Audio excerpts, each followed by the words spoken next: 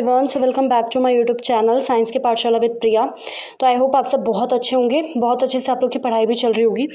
तो जैसा कि आप सबको पता है कि अभी हम क्या कर रहे हैं, क्लास 9th का ना ये फर्स्ट चैप्टर कर रहे हैं, जिसमें बेसिकली अभी आप क्या कर रहे हैं, चीज़ों को समझने की कोशिश कर रहे हैं। ठीक है, तो ये हम पढ़ चुके हैं, तो आज हम वहीं से शुरू करेंगे जहाँ हमने छोड़ा था। ठीक है, तो यहाँ से आज हमें शुरू करना था। ठीक है, कि how do we check predictions. जैसे प्रिडिक्शंस मतलब क्या होता है, किसी चीज़ के बारे में अनुमान लगाना। ठीक है, तो कैसे प्रिडिक्शंस को हम चेक करेंगे। तो वर्षा टोल्ड हर फ्रेंड मेघना it will rain this afternoon because the clouds look dark. तो इसने एक अनुमान लगाया है कि बारिश हो सकती है। ठीक है, क्योंकि क्लाउड्स जो हैं वो कैसे दिख रहे हैं, बहुत घने बादल आ गए हैं, इसलिए हो सकती है। थिंक ऑफ सम क्वेश्चंस मेघना could ask Varsha to make this prediction scientifically testable. ठीक है, तो अब आपको ऐसे कुछ क्वेश्चन सोचने हैं कि मेघना क्या पूछ सकती है वर्षा से कि ये जो प्रिडिक्शन है इसको साइंटिफिकली हम लोग टेस्ट कर पाएँ। तो good scientific question will look for measurable evidence and past pattern. जैसे question with simple yes no answer जो होते हैं are usually not so useful. तो मेघना जो है वो पूछ सकती है वर्षा से क्वेश्चन, जैसे ये सिर्फ एग्जाम्पल्स हैं कि what was the condition of sky when it rained the last time, कि पिछली बार जब बारिश हुई थी तो क्या कंडीशंस थी। ठीक है, या तो वो पूछ सकती है कि what is the humidity today, was it 80% से ज़्यादा है लास्ट टाइम जब बारिश हुई थी, what is today's wind speed direction, ये सब पूछ सकते हैं। मतलब बेसिकली बात इतनी सी है, ये सब हम लोग नहीं देख रहे हैं अब इसमें। बेसिकली बात इतनी सी है कि बेसिकली जो एविडेंस होने चाहिए ना वो मेजरेबल होने चाहिए। ठीक है, उसको तुलना करके पूछा गया कि पिछली बार ऐसा हुआ था क्या, पिछली बार वैसा हुआ था क्या। ठीक है, तो अब आते हैं ready to go beyond. Why does weather forecast sometime go wrong. कभी कभार ऐसा आपने देखा होगा कि जो वेदर फॉरकास्ट होता है कभी कभार गलत हो जाता है, जो अनुमान होता है, क्योंकि वेदर जो है वो बहुत सारे फैक्टर्स पे डिपेंड करता है। और वो फैक्टर्स कैसे होते हैं, चेंजिंग फैक्टर्स होते हैं, मतलब वो बदलते रहते हैं, जैसे टेम्परेचर, प्रेशर, ह्यूमिडिटी, विंड। तो जो वेदर फॉरकास्ट होते हैं वो मेजरमेंट्स का यूज़ करते हैं, मॉडल्स का यूज़ करते हैं, but very tiny difference in conditions जो हैं वो कैन ग्रो ओवर टाइम, और जिसकी वजह से कुछ पूरी तरीके से अलग हो सकता है। ठीक है, इसीलिए जो फॉरकास्ट होते हैं वो यूजुअली रिलायबल होते हैं फॉर फ्यू आवर्स या फिर कुछ दिन तक, but less certain further into the future. अब यहाँ पे जो मोस्ट सक्सेसफुल साइंटिफिक थ्योरीज हैं have limits and may fail. जब हम कंडीशंस को एक्सप्लोर करेंगे तो हो सकता है कि वो फेल हो जाए। ठीक है, या फिर जब हम व्हेन मेजरमेंट्स बिकम मोर, जब मेजरमेंट्स बहुत ज़्यादा क्या हो जाएं, आपकी प्रिसाइज हो जाएं। तो ये जो फेलियर्स होते हैं ना, ये साइंस की वीकनेस नहीं। देखो होता क्या है साइंस में, मैं बहुत सिंपल तरीके से आपको ये चीज़ बताऊं। आपने देखे होंगे, आपने बहुत सारे साइंटिस्ट पढ़े होंगे, जैसे कि हमारे पास डाल्टन एटॉमिक थ्योरी है, उन्होंने कितनी कितनी चीज़ें बताई थी कि एटम जो है ये इनडिविजिबल है, नहीं डिवाइड हो सकता। फिर फर्दर लोग आए, उन्होंने डिवाइड करके बता दिया। तो ऐसा नहीं है कि ये जो फेलियर्स होते हैं साइंस की वीकनेस नहीं है। धीरे धीरे चीज़ों को एक्सप्लोर किया जाएगा तब तो हमें पता चलता है कि अरे ये हम कुछ पॉइंट से रह गए। तो in fact they are its greatest strength. जो फेलियर्स है ना वही साइंस की सबसे बड़ी स्ट्रेंथ है। When predictions do not match observations, तो साइंटिस्ट जो हैं वो आइडिया को रिजेक्ट नहीं करते। Do not reject ideas based on opinion और बिलीफ। वो किस पे रिजेक्ट करते हैं, एविडेंस के बेसिस पे चलते हैं। ठीक है, no scientific theory is ever final, या फिर none and none is beyond question. ठीक है, कोई भी साइंटिफिक थ्योरी आपकी कभी फाइनल नहीं होती और कोई भी आपके क्वेश्चन के बियॉन्ड नहीं होती। तो ये जो ओपननेस है to being corrected by nature itself is what has allowed science, जो हमारी मदद करता है उस दुनिया को समझने में जिसमें हम रहते हैं। ठीक है, तो अब आ जाते हैं, थोड़ा सा धागा खोलेंगे आपकी जिज्ञास क्यूरियोसिटी का। ठीक है, checking viral claims on social media, is eating food harmful during an Eclipse. तो अब यहाँ पे आपका एक बहुत इंपॉर्टेंट हम फैक्ट खोलने जा रहे हैं, जिसमें कि जो एक हम सोशल मीडिया पे देखते हैं कि जो खाना है वो नहीं खाना चाहिए, जो ईटिंग फूड है वो इक्लिप्स के दौरान हार्मफुल होता है। ठीक है, तो commonly circulated claim is that कि food should not be eaten during an eclipse, क्योंकि वो जहरीला होता है, बिकॉज इट बिकम्स हार्मफुल हो जाता है। तो disproof comes from asking simple scientific question. तो इक्लिप्स आपका बेसिकली है क्या, is just a play of shadow. ठीक है, सिर्फ परछाई का खेल है, शेडो का खेल है। What physical change occur during an Eclipse, क्या फिजिकल चेंज होता है, क्या टेम्परेचर जो है वो बहुत ज़्यादा बदल जाता है, खाना जो है वो गो बैड अगर उसको छाया में, उस परछाई में रख दें तो वो ख़राब हो जाता है। तो यू विल कंक्लूड दैट कि कोई भी फिजिकल, बायोलॉजिकल और केमिकल ऐसा कोई भी मैकेनिज्म नहीं है जो इस क्लेम को सपोर्ट करे।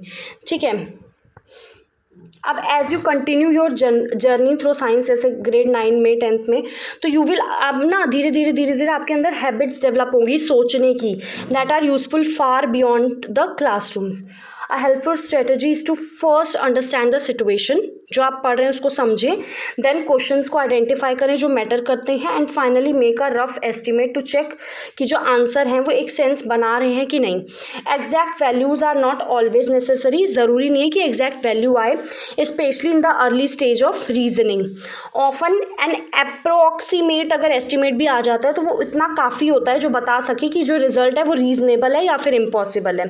लर्निंग टू एस्टिमेट हमारी मदद करता है कि हम अपनी ना इंट्यूशन पावर, आपने सुनी होगी कि हमारा मन कह रहा है ये ऐसे होगा वैसे होगा, तो वो इंट्यूशन होता है। हम गलतियों को, एरर्स को समझ पाएँ, डिटेक्ट कर पाएँ और एक कॉन्फिडेंस ला पाएँ अपनी सोच में। तो साइंस जो है values careful reasoning perhaps much more than accurate values. Accurate value से ज़्यादा वो किस पे फोकस कर रहा है? रीजनिंग पे, कि आप चीज़ों का जवाब दे पाएँ, आपके पास उसका रीज़न हो। How much rice would feed a family of 4 for a month. ठीक है, तो अब ये क्वेश्चन है, तो अगर आपको ना एक रफ एस्टिमेट निकालना है, एज्यूम दैट कि all their calorie needs come from rice alone, कि उनकी जितनी भी कैलोरी नीड्स हैं ना, उनकी ज़रूरतें सिर्फ चावल से पूरी होती हैं। एवरेज एडल्ट जो होगा ना, उसको 2000 से 2500 किलो कैलोरीज पर डे चाहिए। तो आपको ये फाइंड आउट करना है कि हाउ मैनी कैलोरीज, तो कितनी कैलोरीज जो है 100 ग्राम अनकुक्ड राइस प्रोवाइड्स जब उसको कुक किया जाएगा। एंड इस एस्टिमेट का यूज़ करके आपको क्या करना है, एंड यूज़ दिस, इसका यूज़ करके आपको जो डेली रिक्वायरमेंट्स होंगी फैमिली की वो आपको निकालना है। अब यहाँ पे जो हमारा एम है वो एग्जैक्ट नंबर को निकालना नहीं है, हमें सिर्फ चेक करना है answer make sense as 100 gram for a month is clearly too little. ठीक है, वाइल कुछ टन्स जो होगा वो बहुत ज़्यादा हो जाएगा। तो ये जो एस्टिमेट है ये हमारी मदद करता है कि हम साइंस को ना कनेक्ट कर पाएँ everyday question say about food and resources, and ये हमें शो करता है कि वाई अप्रोक्सीमेट रीजनिंग जो है वो साइंटिफिक स्किल के लिए बहुत ज़्यादा ज़रूरी है। मुझे पता है चैप्टर आपको बहुत बोरिंग लग रहा होगा, एंड इट इज़, ये बोरिंग है भी। ठीक है, तो हाँ, यहाँ पे ना जैसे क्वेश्चन है कि आपको एस्टिमेट करना है कि how many litres of air you breathe in 1 day, कितने लीटर हवा आप एक दिन में सांस मतलब लेते हैं हवा को। ठीक है, start by estimating how many breath, कि आप कितने ब्रेथ्स लेते हैं पर मिनट, एंड जो वॉल्यूम होगा of 1 breath. Your aim is not to find an exact answer, बल्कि आपका रीजनेबल एस्टिमेट लगाना ये आपका एम है। ठीक है, जब हम रेस्ट पे होते हैं तो हम 12 से 15 ब्रेथ लेते हैं 1 मिनट में, and there are 60 × 24 is equal to इतना मिनट्स इन अ डे। तो मतलब अब यहाँ पे देखिए इन्होंने क्या किया है, सबसे पहले जब आप रेस्ट पे रहते हैं तो आप 12 से 15 ब्रेथ लेते हैं 1 मिनट में। ठीक है, तो आपके पास 60 मिनट हैं, आपने पूरा उसको एक दिन से आपने कैलकुलेट किया इंटू 24, तो आपका ये आया इतने मिनट एक दिन में। ठीक है, सो रफली 18 से 22,000 जो ब्रेथ है, अबाउट 20,000 ब्रेथ्स जो हैं वो हम एक दिन में लेते हैं। ठीक है, तो we also need to find the volume. ठीक है, हमें हवा का वॉल्यूम निकालना है इन 1 ब्रेथ।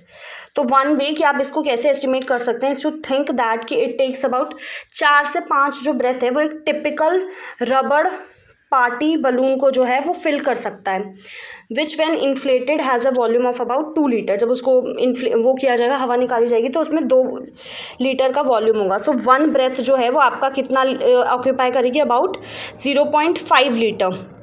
तो वी ब्रेथ इन, हम 10,000 लीटर हवा जो है एक दिन में क्या करते हैं, ले लेते हैं। ठीक है, now it is hard to see कि ये जो एस्टिमेट है रीजनेबल है या नहीं, बट अगर हम दोबारा जाएंगे हमारे बलून वाले एग्जाम्पल पे, तो 1 could blow up a balloon in about 20 second. ठीक है, so we could fill 3 balloons हम 1 मिनट में भर सकते हैं। तो अब आपको ये पूरा मल्टीप्लाई करना है, जिसमें कि 3 बलून, नीचे मिनट है, 2 लीटर बलून यहाँ पे आपका पूरे दिन का है।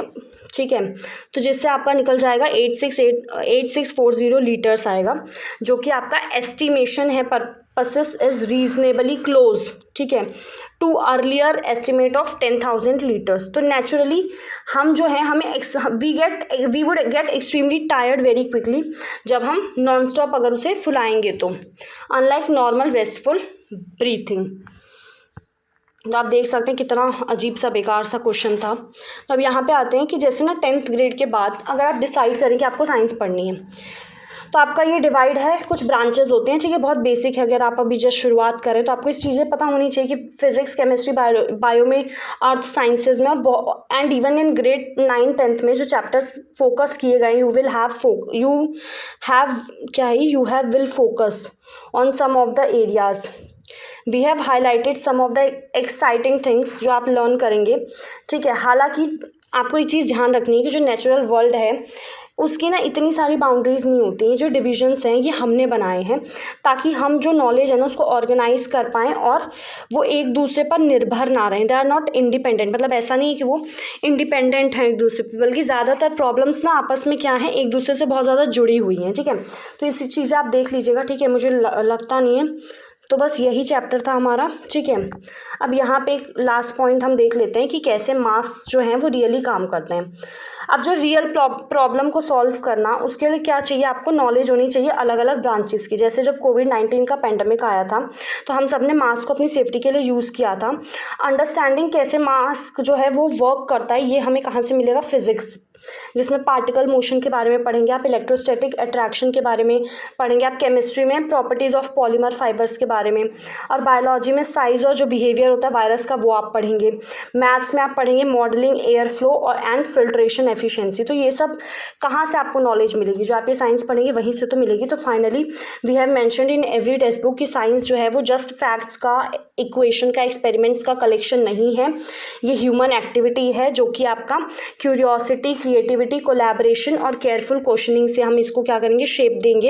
इट ग्रोज ये ग्रो करती जाएगी जैसे जैसे लोग क्वेश्चन पूछेंगे, आइडिया शेयर करेंगे, रिजल्ट शेयर करेंगे, अपनी गलतियों से सीखेंगे। तो साइंस जो है वो समय समय पर डेवलप हो रही है, ठीक है, over time through the work of many individual across different culture and generation. तो even if you do not choose to study science beyond, अगर आप ग्रेड 10 के बाद अगर आप नहीं भी चूज़ करते हैं साइंस को, तो साइंटिफिक थिंकिंग जो है वो बहुत ज़रूरी है। आप जो भी करें, ये आपकी मदद करता है टेक्नोलॉजी को समझने में दैट सराउंड्स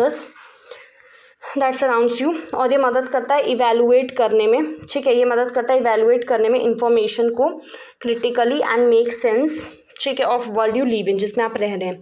तो अब ये हमारा चैप्टर यहाँ ख़त्म हुआ। तो अब आपकी ये जर्नी शुरू होगी डिस्कवरी की, जिसमें आप केयरफुली देखेंगे आगे जो magnifying glass of evidence and guided by compass of curiosity, happy exploring, ठीक है। तो ये पहला चैप्टर पता है क्यों था, ताकि आपको ना थोड़ी सी आपका जो ब्रेन है वो इस चीज़ में, इसमें लाया जा सके, आपको ना एक रास्ता दिखाया जा सके कि आखिर साइंस में है क्या, कैसे उसको एक्सप्लोर करना है, कैसे चीज़ों के बारे में आप आगे चल के जानेंगे।